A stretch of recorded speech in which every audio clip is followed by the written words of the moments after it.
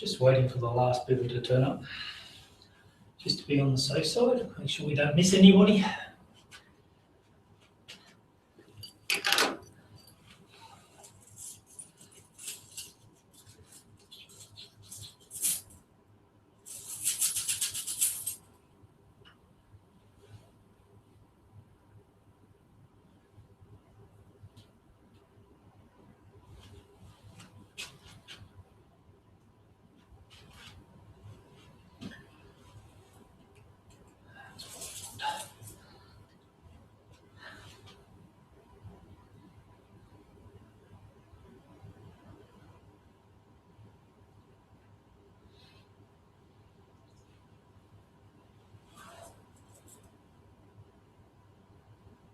Well, welcome. This is the first lunch and learn that we're going to do, and it's just a short introduction to the fundamentals of digital security. The idea of this is there's no sales pitch, there's no vendor prompting, there's no you have to buy this. All this is an educational program to get people to understand that digital security for everybody is a problem. And we have to address that problem, otherwise we're going to have a few larger problems associated with it. The digital world now contains about 2.7 to 2.8 billion people.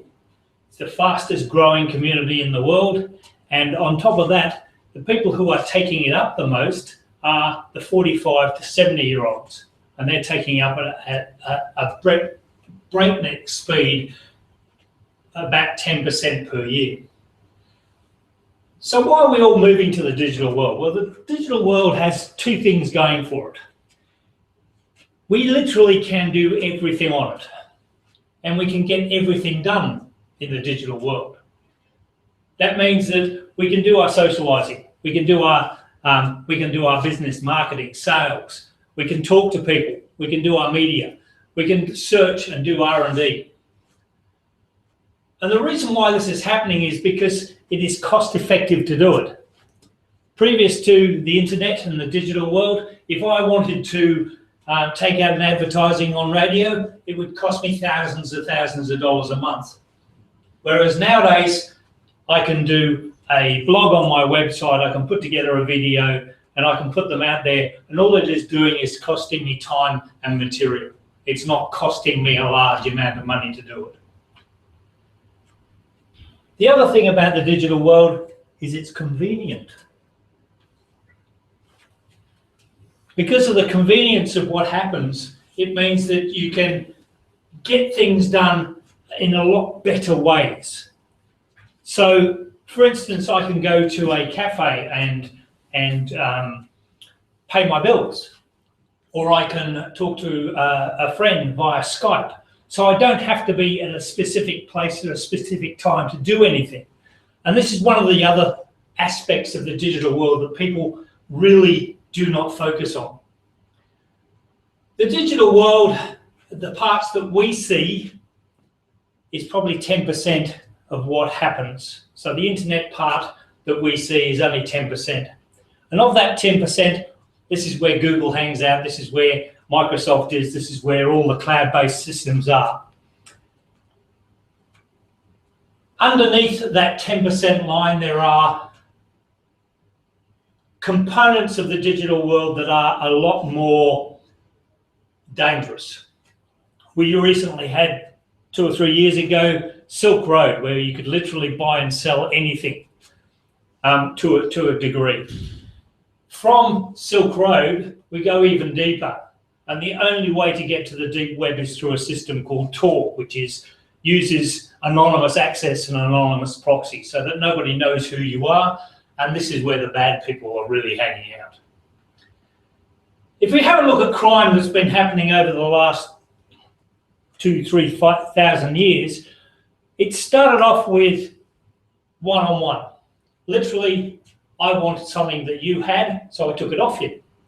And because I could take it off you, it made it mine. We had the introduction of stagecoaches, railways, banks in the 1600s and going forward from then. And it was a group of people stealing from a larger group of people. We had the Jesse James gang, and we had Ned Kelly, and we had Ronald Biggs, and they were all stealing, a small gang of people stealing from a larger place. In 2013, Christmas time, Target was breached. Now, in that breaching, they don't know how many actual people were involved, but they have an idea that it was in the realm of 15. So 15 people stole money and information from 34 million Americans. That is exponential rise in what happens in the digital world. It doesn't take much for them to change their tack and target a larger group of people without causing more problems for themselves. So why do they target everybody? Well, they're targeting everybody because we have money and we have access to money, and we use our technology to access that money. So the first thing they do is go after money. And most of the European cybercrime gangs are after your money. But it's a little bit different if you come from China, because they're more after your intellectual property, so that they can give it to their manufacturing teams and they can actually manufacture your product, sell it for cheaper, cut you out of the whole loop. So those two components are really how the cyber criminal steals from us. But they're also after our personal information, our tax file numbers, our passport numbers, our credit card numbers. These are individual pieces of information that tell a system exactly who you are. If they get hold of my tax file number, they know exactly who I am, who I have money access to, and all of those things are down the line. By having those PII, personal information, they can actually then go from the digital world to the real world and take out loans in my name. And you really don't want to be in that sort of situation.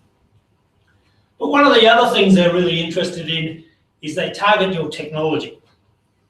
And they target your technology because your technology has value to them.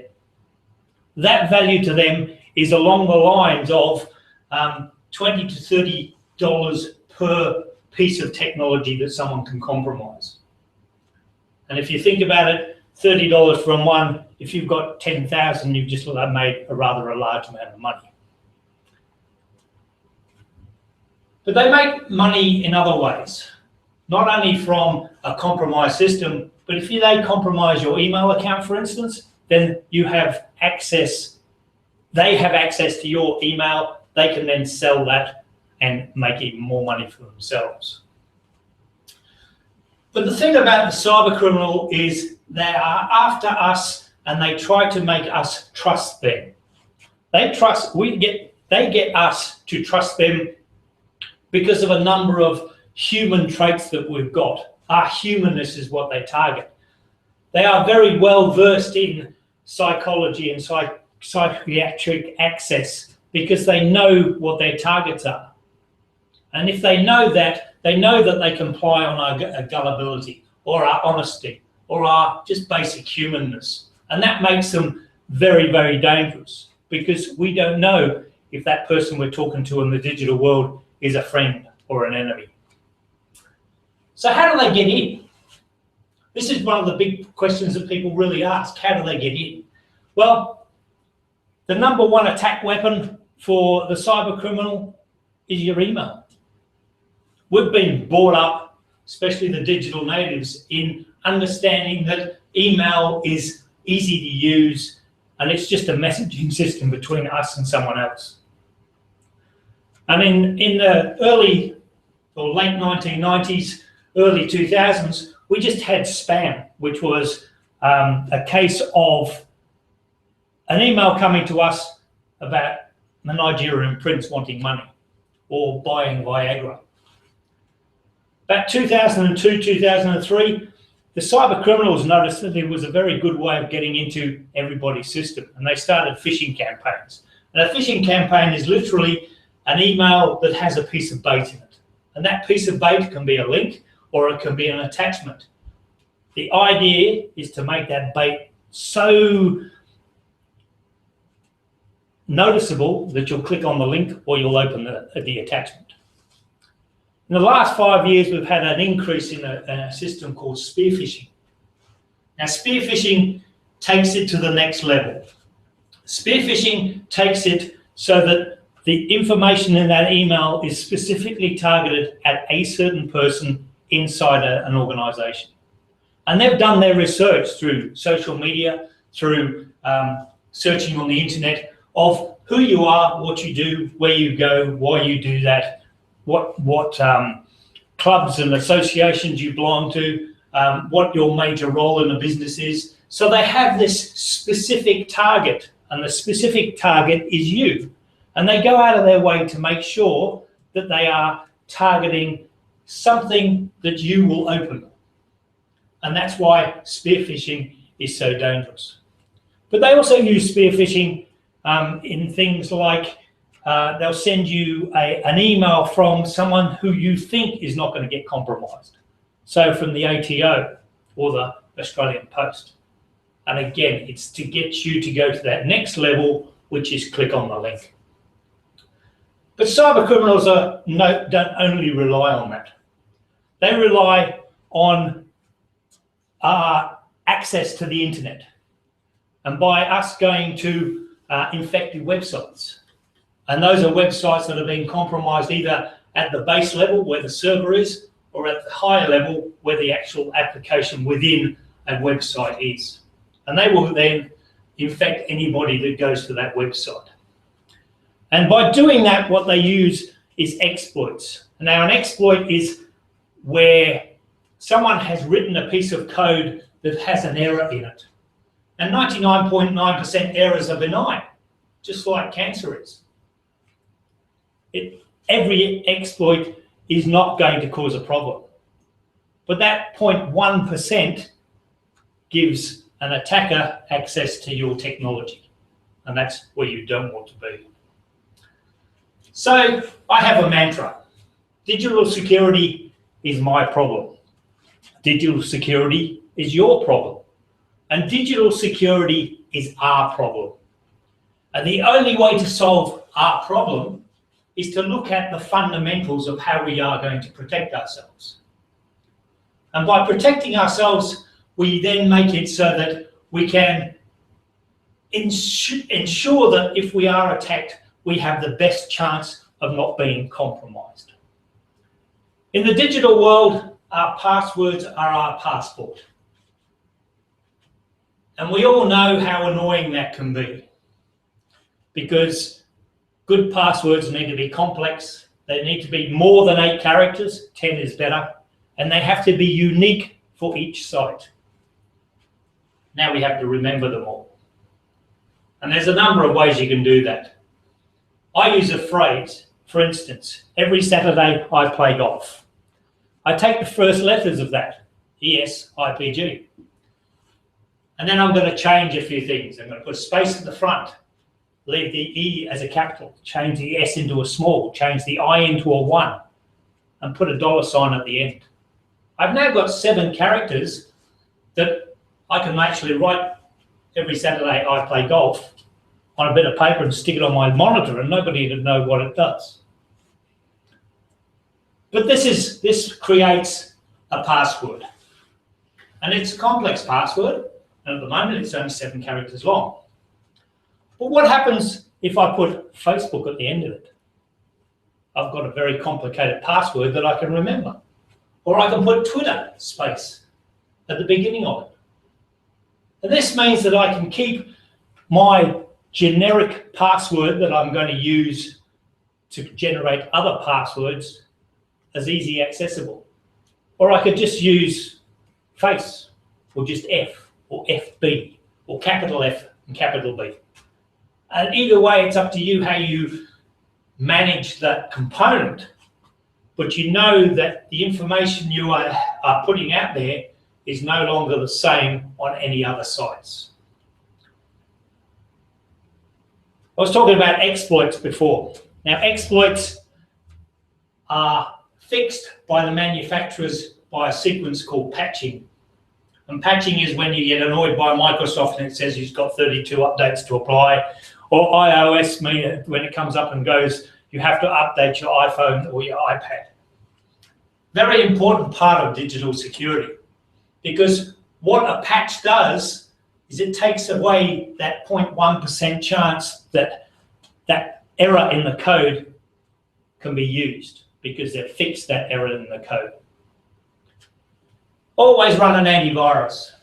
And antiviruses come in many shapes and forms, and most of them still only catch 99% of the malware that is out there. But they will catch the basic stuff. Antivirus won't catch a targeted attack specifically built by boutique malware, because it's not designed to do that. It's designed to catch the most that it can with the least cost-effective way of doing it.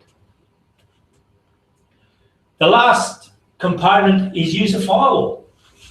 If you're connected to the digital world, then you need to protect yourself from anything coming from the digital world to your device, your laptop, your servers, your computers, your clouds.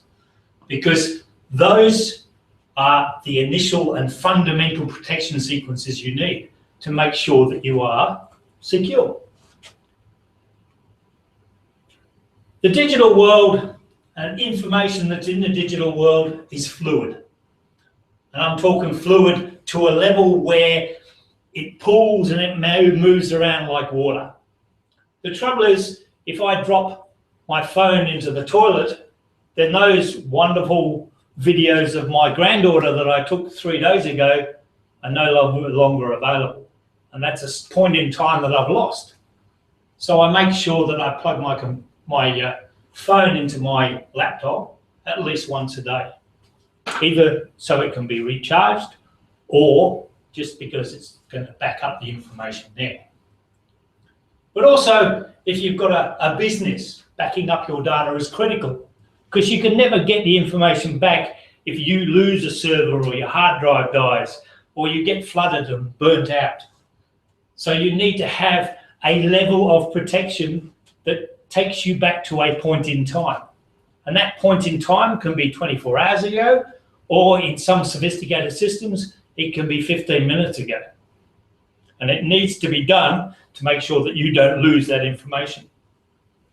Now, these are two components that I've brought into the fundamentals. Get paranoid. The bad guys are out there. The bad guys in the digital world are clever. They are persistent. They are straight out nasty. And they will do anything they can to get information out of you that you do not want to give away. And the moment you get paranoid and you start questioning what someone wants from you, then you are in a better situation. And by being paranoid doesn't mean that you're going to look under beds for people. It means that every time you go to a website, you are going to question what is happening. The last one is use common sense. Because if you use common sense, when someone comes up and says, download this free X, you're going to think about, why do I need free X? And have I been looking for that free X, or is it just something that's popped up from somewhere else? And all of these components, all these 7 systems, make sure you are secure in the digital world. So how do we secure ourselves? Well, we have a mantra. Cyber security is my problem. We use complicated individual and unique passwords. We use patching and making sure that all of our systems that we have got are up to date, so that anything that can happen, we are protected against it. Use a good antivirus. And if you want to know a really good one that doesn't cost any money, it's a thing called FortiClient. And yes, it can be annoying, but it's probably one of the best on the market, and it doesn't cost you an arm and a leg. Never turn off your firewall. Yes, if you're playing games from your laptop or your computer and you need to have access, or that someone needs to have access to your system, fine. Make sure that it only has access to the systems that you're allowing and nowhere else. And that is done by the firewall. And the 2 things that I like: get paranoid and use common sense. And if you have any questions, please ask them now. Thank you. Look at that. So when you say ask questions, they now come back and ask questions? Yeah, come back on the screen. Oh, there's someone on the screen now. No, nobody's asking questions. Do you want me to ask a question? You didn't ask a question. What question do you want me to ask? You don't have to. I'm here to support you. Yeah, it's quite funny. This is the speech I've developed for the Rotary, and it's usually what it is, somewhere between 19 and 20 minutes, and it's usually 20 to 25 questions. You know, it's just once you start getting to them, they start realising what's going on, and this is the problem. It's a case of getting it in front of them first.